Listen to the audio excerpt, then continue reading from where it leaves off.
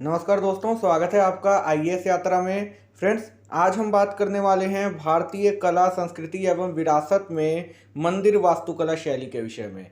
Friends, ये काफ़ी ज़्यादा इम्पोर्टेंट टॉपिक है, ना केवल यूपीएससी के लिए बल्कि प्रत्येक कॉम्पिटिटिव एग्जाम के पॉइंट ऑफ व्यू से ये काफ़ी ज़्यादा इम्पोर्टेंट टॉपिक है। तो फ्रेंड्स, इसके बिल्कुल मत कीजिएगा, वीडियो को एंड तक देखिएगा। तो फ्रेंड्स, स्टार्ट करते हैं अपना टॉपिक और सबसे पहले जानते हैं मंदिर वास्तुकला की शुरुआत के विषय में। तो मंदिर निर्माण की प्रक्रिया का आरंभ तो मौर्य काल से ही शुरू हो गया था, किंतु आगे चलकर उसमें सुधार हुआ और गुप्त काल को मंदिरों की विशेषताओं से लैस देखा जाता है। संरचनात्मक मंदिरों के अलावा एक अन्य प्रकार के मंदिर थे जो चट्टानों को काटकर बनाए गए थे। इसमें प्रमुख है महाबलीपुरम का रथ मंडप जो 5वीं शताब्दी का है। गुप्तकालीन मंदिर आकार में बेहद छोटे हैं। एक वर्गाकार चबूतरा जो कि ईंट का है, आप यहाँ इमेज में देख सकते हैं, जिस पर चढ़ने के लिए सीढ़ी है तथा बीच में चौकोर कोठरी है जो गर्भगृह का काम करती है। कोठरी की छत भी सपाट है, वो अलग से कोई प्रदक्षिणा पथ भी नहीं है। आप यहाँ देख सकते हैं इमेज में, जो प्रारंभिक गुप्तकालीन मंदिर थे उसकी जो छत है वो सपाट हुआ करती थी। इस प्रारंभिक दौर के निम्नलिखित मंदिर हैं जो कि भारत के प्राचीनतम संरचनात्मक मंदिर हैं, जैसे तिगवा का विष्णु मंदिर जो कि जबलपुर मध्य प्रदेश में है, भूमरा का शिव मंदिर जो कि सतना मध्य प्रदेश में है, नचना कुठार का पार्वती मंदिर जो कि पन्ना मध्य प्रदेश में है, और देवगढ़ का दशावतार मंदिर जो कि ललितपुर यूपी में है, भीतरगांव का मंदिर जो कि कानपुर यूपी में है आदि। मंदिर स्थापत्य संबंधी अन्य नाम जैसे पंचायतन, भूमि, विमान, भद्ररथ, कर्णरथ और प्रतिरथ आदि भी प्राचीन ग्रंथों में मिलते हैं। 6वीं शताब्दी ईस्वी तक उत्तर और दक्षिण भारत में मंदिर वास्तुकला शैली लगभग एक समान थी, लेकिन 6वीं शताब्दी ईस्वी के बाद प्रत्येक क्षेत्र का भिन्न भिन्न दिशाओं में विकास हुआ। आगे चलकर ब्राह्मण हिंदू धर्म के मंदिरों के निर्माण में 3 प्रकार की शैलियों जो कि हैं नागर शैली, द्रविड़ शैली और वेसर शैली का प्रयोग किया गया, जिनको अभी हम आगे इसी वीडियो में डिटेल में पढ़ने वाले हैं। मंदिर स्थापत्य की मुख्य रूप से 3 शैलियां हमें देखने को मिलती हैं, जिनके विषय में मैंने अभी आपको बताया, जिनके नाम है नागर शैली, द्रविड़ शैली और वेसर शैली। इनकी उप शैलियां भी हैं, आप इसको पॉज करके आराम से पढ़ सकते हैं। यहाँ पर आपके सामने इमेज दिया हुआ है। नागर शैली के मंदिर कुछ इस प्रकार के दिखाई देते हैं, द्रविड़ शैली के मंदिर कुछ इस प्रकार के दिखाई देते हैं और वेसर शैली के मंदिर कुछ इस प्रकार के दिखाई देते हैं। सबसे पहले बात कर लेते हैं नागर शैली के विषय में। नागर शब्द नगर से बना है। सर्वप्रथम नगर में निर्माण होने के कारण इसे नागर शैली कहा जाता है। यह संरचनात्मक मंदिर स्थापत्य की एक शैली है जो हिमालय से लेकर विंध्य पर्वत तक के क्षेत्रों में प्रचलित थी। इसे 8वीं से 13वीं शताब्दी के बीच उत्तर भारत में मौजूद शासक वंशों ने पर्याप्त संरक्षण दिया। नागर शैली की पहचान विशेषताओं में समतल छत से उठती हुई शिखर की प्रधानता पाई जाती है। इसे अनुप्रस्थिका एवं उत्थापन समन्वय भी कहा जाता है। नागर शैली के मंदिर आधार से शिखर तक चतुष्कोणीय होते हैं। ये मंदिर ऊंचाई में 8 भागों में बांटे गए हैं, जिनके नाम इस प्रकार हैं: मूल अर्थात आधार, गर्भगृह मसरक अर्थात नींव और दीवारों के बीच का भाग, जंघा अर्थात दीवार, कपोत अर्थात कार्निस, शिखर, गल अर्थात गर्दन, वर्तुलाकार आमलक और कुंभ शूल सहित कलश। इस शैली में बने मंदिरों को ओडिशा में कलिंग, गुजरात में लाट और हिमालयी क्षेत्र में पर्वतीय कहा गया। आपके सामने यह नागर शैली के एक मंदिर की इमेज दिया हुआ है, आप इसको पढ़ सकते हैं कि किसको क्या कहा जाता है। सबसे ऊपर यहाँ कलश होता है, फिर आमलक, उसके बाद ये शिखर इसको कहते हैं, और सबसे नीचे जो कि इम्पोर्टेंट भाग है जगती, जिसके ऊपर मंदिर का निर्माण किया जाता है। इसके बाद मंदिर में प्रदक्षिणा पथ होता है, मंडप होता है, महामंडप होता है, अंतराल होता है। फ्रेंड्स, इन सब के अलावा जो मंदिर का मुख्य भाग है, जो सबसे इम्पोर्टेंट हिस्सा है मंदिर का, वो होता है गर्भगृह। अब गर्भगृह इतना इम्पोर्टेंट क्यों होता है? वो इसलिए कि जो मंदिर के देवी या देवता हैं उनका निवास स्थान होता है गर्भगृह के अंदर। यहाँ पर आपके सामने नागर शैली के मंदिर का एक और इमेज दिया हुआ है, जिसके द्वारा आप और अच्छी तरीके से समझ सकते हैं इसको।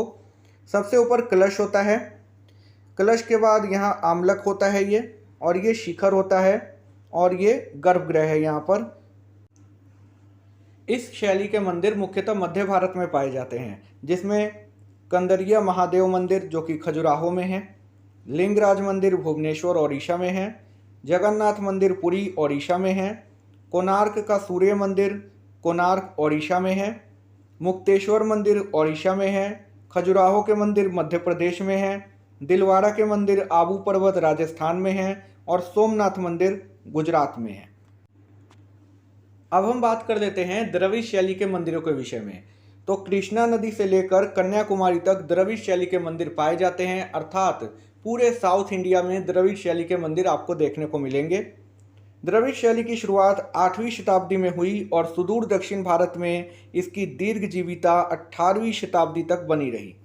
द्रविड़ शैली की पहचान विशेषताओं में प्राकार अर्थात चार दीवारी जो होती है, गोपुरम प्रवेश द्वार जिसको कहते हैं, वर्गाकार या अष्टकोणीय गर्भगृह जो कि रथ होता है, पिरामिडनुमा शिखर और मंडप अर्थात नंदी मंडप, विशाल संकेंद्रित प्रांगण तथा अष्टकोण मंदिर संरचना शामिल है।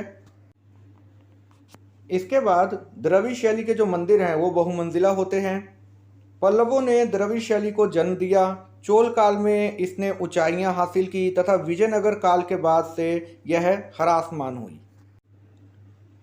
चोल काल में द्रविड़ शैली की वास्तुकला में मूर्तिकला और चित्रकला का संगम हो गया। यूनेस्को की विश्व विरासत सूची में शामिल तंजौर का बृहदेश्वर मंदिर चोल शासक राजराज द्वारा निर्मित 1000 वर्षों से द्रविड़ शैली का जीता जागता उदाहरण है। द्रविड़ शैली के अंतर्गत ही आगे नायक शैली का विकास हुआ, जिसके उदाहरण है मीनाक्षी मंदिर मदुरै में, रंगनाथ मंदिर श्रीरंगम तमिलनाडु में और रामेश्वरम मंदिर आदि।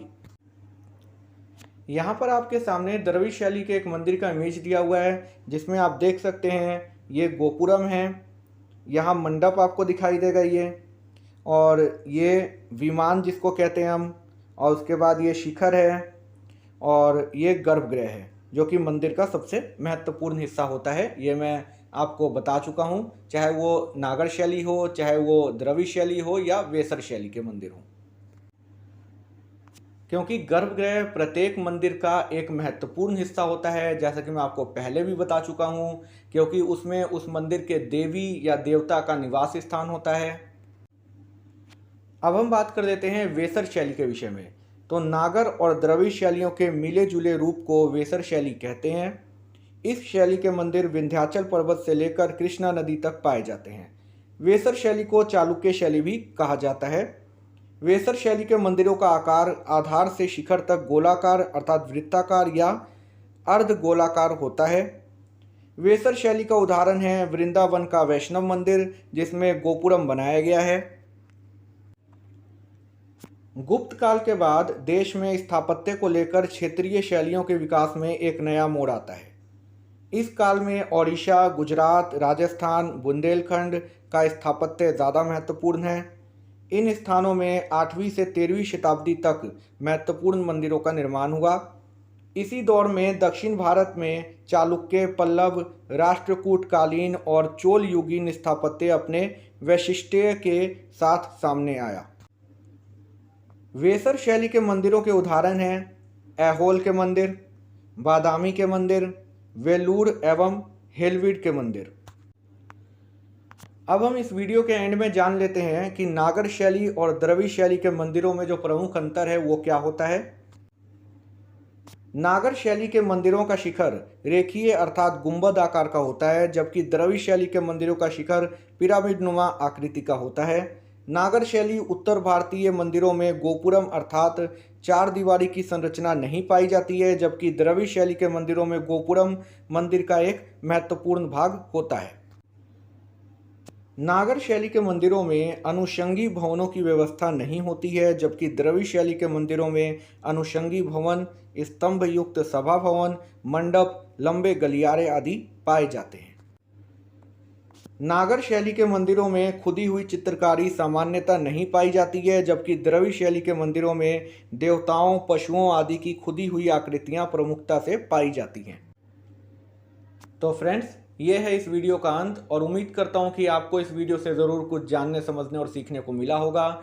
और फ्रेंड्स, यदि आपको ये वीडियो अच्छी लगी है तो प्लीज़ एक लाइक कर दीजिए, ज़्यादा से ज़्यादा इसको शेयर कर दीजिए जहाँ भी आप शेयर कर सकते हैं, और मेरे इस चैनल को सब्सक्राइब कर लीजिए ताकि इसी तरह की वीडियो की नोटिफिकेशन आपको जल्द से जल्द प्राप्त हो सके। तो फ्रेंड्स, तब तक के लिए अपना ख्याल रखिए। Thank you for watching friends.